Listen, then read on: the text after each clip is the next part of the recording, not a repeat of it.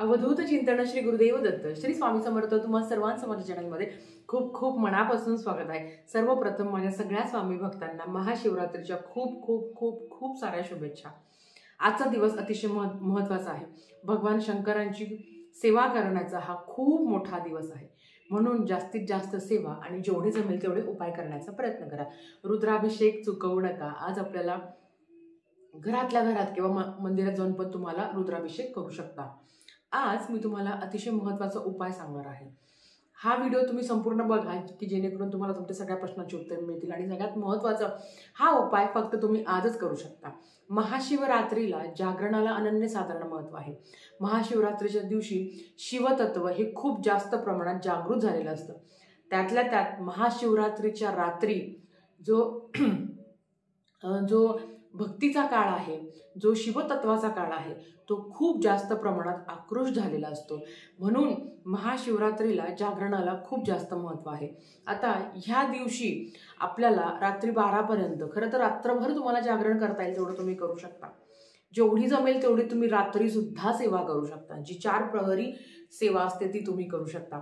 आता मी तुम्हाला जो उपाय सांगणार आहे हा तुम्हाला प्रदोष काळापासून करायचा आहे। तुम्हाला माहिती आहे भगवान शंकरांची सेवा ही प्रदोष काळानंतरही केली जाते। आपण जेव्हा प्रदोष व्रत करत असतो तेव्हा आपण प्रदोष काळीच भगवान शंकरांची उपासना करत असतो, सेवा करत असतो। आता मी तुम्हाला जो काही उपाय सांगणार आहे तो व्यवस्थित ऐका। तुम्हाला एक गव्हाचं पीठ घ्यायचं आहे। त्यात हळद मीठ काहीच टाकायचं नाही। ते गव्हाचं पीठ आपल्याला मळून घ्यायचं आहे। त्याचे 2 उंडे तयार करायचे आहे। आता आय नो की आपल्याला उपवास असल्यावर आपल्याला एक्स्ट्रा कामं करायची कंटाळा येतो। थोडंसं पीठ तुम्ही गव्हाचं पीठ भिजवून घ्या। त्यात मीठ आणि हळद टाकायची नाहीये। 2 आपल्याला उंडे करायचे आहे। एक आपल्याला कणकेचा दिवा करायचा आहे। कणकेचा दिवा व्यवस्थित मोठा करा। ताई कणकेचा दिवा नाही केला तर चालेल का? कणकेचा दिवा सांगितला आहे तर कणकेचा दिवाच तुम्हाला करायचा आहे। कणकेचा दिवा थोडासा मोठा करा। नॉर्मली आपण जसा करतो तसा नका करू, मोठा करा। याचं कारण तुम्हाला मी नंतर सांगते। एक कणकेचा दिवा केला की 2 त्याला मुठुडे म्हणतात। 2 मुठुडे तुम्हाला माहिती आहे, आपण जेव्हा एक दिवा करतो त्याच्याबरोबर 2 मुठुडे करायचं असतं। ते 2 मुठुडे करायचं। आता हा जो उपाय आहे हा तुम्ही 6:30 नंतर, प्रदोष काळ म्हणजे काय तर हा सूर्यास्तानंतरचा काळ असतो तेव्हा तो सुरू होतो। तुम्ही हा जो उपाय आहे तो 6 ला करा, 7 ला करा, 8 ला करा, 9 ला करा, 10 ला करा, 11 ला करा, 12च्या आत तुम्हाला हा उपाय करायचा आहे। आता तुम्हाला मी जसं सांगितलं की आपल्याला छानपैकी दिवा तयार करायचा आहे। दिवा तयार केल्यावर त्याला सरळ वात करायची आहे। सरळ वात जी नॉर्मल वात असते ती सरळ वात करायची। त्याच्यामध्ये तिळीचं तेल टाकायचं। तिळीचं तेल तुम्हाला माहिती आहे की देवाला पण आपण तिळीचंच तेल वापरत असतो। ज्यांच्या घरात तिळीचं तेल नाही त्यांनी काय करायचं सांगते, जे आपण देवाला तेल वापरतो त्याच्यामध्ये काळे तीळ टाकायचे, असं पण तुम्ही करू शकता। पण जर तिळीचं तेल असेल तर अतिशय उत्तम। आणि मला माहिती आहे प्रत्येकाच्या घरात असतं, ज्यांच्या घरात नाही त्यांनी हा उपाय करू शकता की त्या कुठल्याही तेलामध्ये तुम्हाला काळे तीळ टाकायचे आहे। काळे तीळ टाकल्यावर तो दिवा भगवान शंकरांसमोर ठेवायचा। हा उपाय घरातच करायचा आहे, मंदिरात जाऊन शक्यच नाही करणं। तर तिथे आपल्याला दिवा लावायचा आहे, दिवा प्रज्वलित करायचा आहे। दिवा प्रज्वलित 2 वातींची मिळून 1 वात करायची, दिवा प्रज्वलित करायचा। आणि तिथे जर तुम्हाला महामृत्युंजय मंत्र असो, ओम नमः शिवाय मंत्र असो, शिवस्तुती असो, शिवचालिसा असो, शिवपंचाक्षरी स्तोत्रम असो, जे तुम्हाला भगवान शंकरांची सेवा करण्यासाठी जे काही तुम्हाला करणं शक्य होईल, जेवढ्या काही सेवा तुम्हाला करता येईल तेवढ्या तुम्हाला करायच्या आहे। 5 मिनिटं करा, 10 मिनिटं करा, हरकत नाही। फक्त तुम्ही 108 वेळा ओम नमः शिवाय, ओम नमः शिवाय ह्या मंत्राचा जप केला तरी हरकत नाही। तुम्ही असं पण करू शकता। ते सगळं झालं करून तर तो जो दिवा आहे तो घ्यायचा आणि त्या दिव्यामध्ये आपला चेहरा बघायचा। म्हणूनच मी तुम्हाला सुरुवातीला सांगितलं की कणकेचा दिवा करताना तो मोठा दिवा करा। त्या दिव्यामध्ये आपला चेहरा बघायचा, आपली चेहऱ्याची सावली त्या दिव्यामध्ये पडेल या पद्धतीने तो दिवा मोठा करायचा। तर त्या चेहऱ्यामध्ये आपला दिवा बघायचा आणि तो दिवा उचलायचा आणि घराच्या बाहेर ठेवायचा। आता बघा, तो दिवा उचलून घराच्या बाहेर ठेवायचा। जर तुम्ही हा 7 वाजता उपाय केला, 8 ला केला, 9 ला केला, 10 ला केला, 11 ला केला, 12 ला केला, एकदा दिवा पेटला की तो विझता कामा नये। लक्षात घ्या, तो दिवा आपल्याकडनं विझता कामा नये, हे खूप महत्वाचं आहे। फ्लॅट सिस्टीम मध्ये जास्त उजेड म्हणजे जास्त हवा नाही येत आणि हा दिवा घराच्याच बाहेर ठेवायचा आहे। तर घराच्याच बाहेर ठेवायचा। बाल्कनीत ठेवू का, खिडकीत ठेवू का, नाही महिलांनो, आपल्याला घराच्या बाहेरच ठेवायचा आहे। आता घराच्या बाहेर दिवा ठेवल्यावर कुठे ठेवायचा घराच्या बाहेर, घराच्या आत नाही, घराच्या बाहेर, मी जेव्हा माझ्या घराच्या बाहेर पडते तेव्हा माझी डावी साईड आणि माझ्या घरात मी प्रवेश करते तेव्हा माझी उजवी साईड. समजलं असेल. मी माझ्या घराच्या जो उंबरा ओलांडून मी बाहेर जाणार आहे ती माझी डावी साईड आणि उंबरा ओलांडून मी आत येणार ती माझी उजवी साईड. समजलं असेल. त्या ठिकाणी घराच्या बाहेर तुम्हाला तो दिवा लावायचा आहे. दिवा लावल्यावर दरवाजा तुम्ही लावून घेऊ शकता, सेफ्टी डोअर तुम्ही चालू ठेवू शकता, बाकीचे दार तुम्ही लावून घेऊ शकता. तो दिवा विझणार नाही याची काळजी घ्या. चुकून माकून दिवा विझला तर काय करायचं, मी तुम्हाला सांगते ना, दिवा विझताच कामा नये याची काळजी घ्या.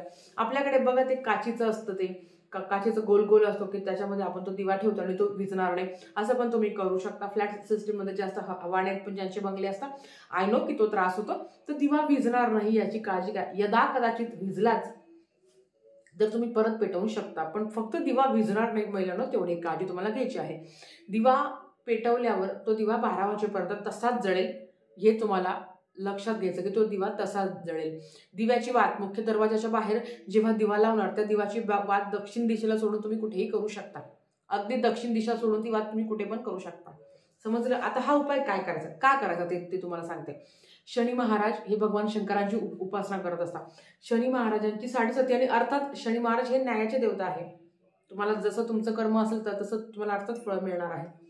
पण तरी पण जेव्हा तुम्ही महाशिवरात्रीला भगवान शंकरांच्या साक्षीने शनिदेवाची ही उपासना करता, 7.5 आहे, शनीची महादशा चालू आहे, आडलेली कामे आहे, पार नको नको झालेलं आहे, मानसिक त्रास आहे, शारीरिक कष्ट आहे, सगळे तुम्हाला त्रासातून तुम्ही जात आहे, काय करावं ते कळत नाहीये, खूप फ्रस्ट्रेशन झालं आहे.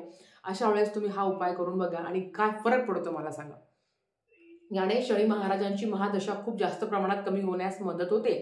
शनिदोष, शनीची काही 7.5 असेल, पणवती असेल, पीडा असेल, ती सगळी दूर होण्यास मदत होईलच. हा उपाय फक्त तुम्ही आजच करू शकता. म्हणून ह्या महाशिवरात्रीच्या रात्री 12 वाजता उपासनेला, साधनेला अनन्य साधारण महत्व आहे. आता अजून एक महत्वाचं, महिलांनो, आपल्याला महाशिवरात्रीच्या दिवशी जागरणाला पण तेवढं महत्व असतं. रात्री 12 पर्यंत मी जागणार आहे. आय नो तुम्ही प्रेग्नेंट असाल, आता हा उपाय तुम्ही प्रेग्नेंट असाल तुम्ही कोणी करू शकता, ज्यांना मासिक धर्म आहे, विटाळ सुद्धा काय ते करू शकत नाही. आता ज्यांना जागरण शक्य होईल, ज्यांना प्रेग्नेंट आहे किंवा जे आजारी आहे ते जागरण करू शकत नाही, पण ज्यांचं सगळं चांगलं आहे ना, त्यांनी ऍडजस्ट करा. रात्री शार्प 12 वाजता, 12 नंतर जे प्रहर सुरू होता, 12ला 5-10 मिनिटं इकडं तिकडं झालं तरी काही हरकत नाही. देवासमोर बसून शुद्ध गायच्या तुपाचा तो तुम्हाला दिवा लावायचा आहे. शुद्ध गायच्याच तुपाचा दिवा लावायचा. तुम्हाला सांगते, आर्थिक प्रगतीसाठी गायचं तूप आपल्या घरातही असणं खूप महत्वाचं असतं. म्हणून शुद्ध गायच्या तुपाची फुल वात करायची, त्याचा तो दिवा लावायचा. तुम्ही सरळ वात केली तरी चालतं, दक्षिण दिशेला सोडून तुम्ही कुठे पण वात करू शकता. तुम्हाला 2 वाती मिळून 1 वाती करायचं, शुद्ध गायच्या तुपाचा दिवा लावायचा. ज्यांच्याकडे शुद्ध गायचं तूप नसेल, घरात जेही तूप बनवतात घरातलं तूप ते तुम्ही वापरू शकता. पण अगेन सांगेल की शुद्ध गायचं तूप अतिशय महत्वाचं असतं. तर शुद्ध गायच्या तुपाचा दिवा लावायचा आणि शिवलीलामृताचा 11वा अध्याय तुम्हाला पठण करायचा. रात्री 12 वाजता शिवलीलामृताचा 11वा अध्याय तुम्हाला पठण करायचा आहे. तुम्हाला माहिती आहे, शिवलीलामृताचा 11वा अध्याय केल्याने संपूर्ण शिवलीलामृत पारायण करण्याचं फळ तुम्हाला मिळत असतं. आणि शिवलीलामृताचा 11वा अध्याय हा मेरुमणी मानला जातो. असं म्हटलं जातं की शिवलीलामृताचा 11वा अध्याय जो पठण करेल त्याला सगळं काही मिळेल. आणि रात्री 12 वाजता हे शिवतत्व इतकं जास्त प्रमाणात जागृत झालेलं असतं, तेव्हा जर तुम्ही शिवलीलामृताचा 11वा अध्याय पठण करा. ज्यांना लिहिता वाचता येत नाही त्यांनी श्रवण करा, हरकत नाही. तो शिवलीलामृताचा 11वा अध्याय पठण करायचा, भगवान शंकरांचं नामस्मरण करायचं. जेवढा वेळ जागता येईल तेवढा वेळ जागा आणि छानपैकी सेवा झाली की नंतर येऊन तुम्ही झोपू शकता. ही सेवा तुम्ही फक्त आजच करू शकता महाशिवरात्रीच्या दिवशी. म्हणून सेवा चुकवू नका, जास्तीत जास्त सांगण्याचा प्रयत्न करा. सांगणं पण चुकवू नका आणि सेवा पण चुकवू नका. ज्यांना काहीही करता आलं नाही त्यांनी हे 2 उपाय केले आणि रात्री 12 वाजता शिवलीलामृताचा 11वा अध्याय तुम्ही पठण करा. बघा तुम्हाला काय फरक पडतो. भगवान शंकर हे सांब सदाशिव आहे. ते भक्तांना सगळं काही देतात. त्यांनी स्वतः सांगितलं आहे की जो भक्त महाशिवरात्रीच्या दिवशी जागरण करेल, माझी उपासना करेल, त्याच्या सगळ्या मनोकामना मी पूर्ण करेल. म्हणून आपल्याला आज ज्यांनी 11वा अध्याय वाचला आहे त्यांनी डबल वाचलं तर काही बिघडणार नाही, आणि ज्यांनी वाचला नसेल त्यांनी आज रात्री 12 वाजता आवर्जून वाचा. आपण सगळे मिळून भगवान शंकरांची ही सेवा करूया. झालेली सेवा महाराजांच्या चरणी आणि भगवान शंकरांच्या चरणी मी रुजू करते आणि आजचा व्हिडिओ इथेच थांबवते. आवडला तर लाईक, शेअर, सबस्क्राईब करा. भेटूया परत अशाच एका नवीन व्हिडिओसोबत. श्री स्वामी समर्थ.